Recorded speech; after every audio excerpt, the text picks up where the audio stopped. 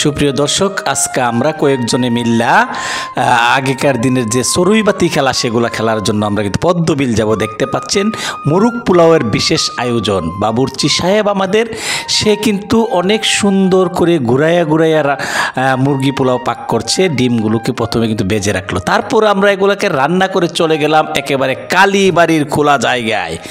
এখানে কিন্তু ছোট বড় সব বয়সের লোকই আছে এবং চমৎকার খোলামেলা পরিবেশে একেবারে বসে সবাই মিলে সৌদিয়ান স্টাইলে একেবারে খোলা জায়গায় এবং একসাথে খাওয়ার যে মজা সেটাকে আমরা উপভোগ করব।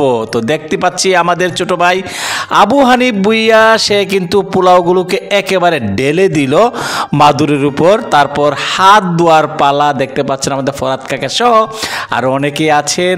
বাহ, চমৎকারভাবে ভাতগুলোকে কিন্তু ছড়িয়ে দিল।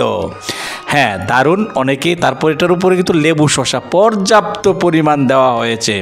খোলা আকাশে বসে খাবার, বাহ কত সুন্দর। তো যে ছোটোকালে যে আমরা চড়ুইবাতি খেলতাম সেগুলাকে কিন্তু আজকে স্মরণ করিয়ে রাজমঙ্গলপুরের যুব সমাজরা কিন্তু চলে এসেছে আজকে কালীবাড়িতে চড়ুইবাতি বা পিকনিক বনভোজন যাই বলেন না কেন সেগুলার জন্য। তো এখানে কিন্তু দেখতে পাচ্ছেন ডিম দেওয়া হয়েছে, তার সাথে মুরগি ভুনা।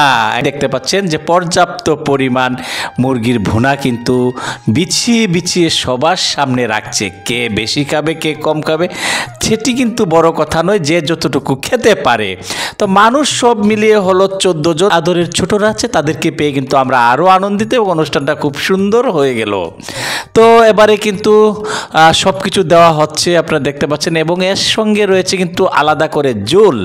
বাবুর্চির রান্নাটা কিন্তু খুব ভালো হয়েছে। সকলেই কখন খাবে, বেলা প্রায় 3:30 বেজে গেল এই আনন্দ অনুষ্ঠান গুছাতে গুছাতে।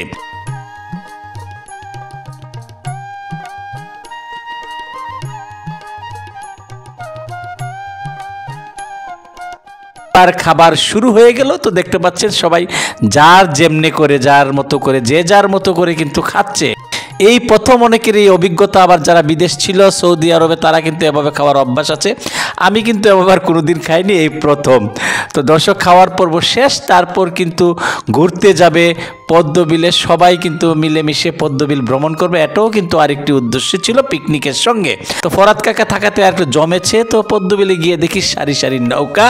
এখানে কিন্তু অনেক নৌকা। আমরা স্থানীয় যারা আছে আমাদের কাছ থেকে ভাড়া কিছুটা কম নিল, অনেকের কাছ থেকে ভাড়া বেশি নেওয়ার কিন্তু খবর পাওয়া গেছে। তো দেখতে পাচ্ছেন সবাই কিন্তু হিল হিল করে হাসছে, খুব ভালো লাগছে ছোটদের নিয়ে একেবারে। বা জমজমাটভাবে পদ্মবিল ভ্রমণ। বা কিছু কিছু পদ্ম আছে কিন্তু তার মধ্যেও কিন্তু পদ্ম থাকার না থাকে, কিন্তু নৌকা ভ্রমণটা খুব ভালো।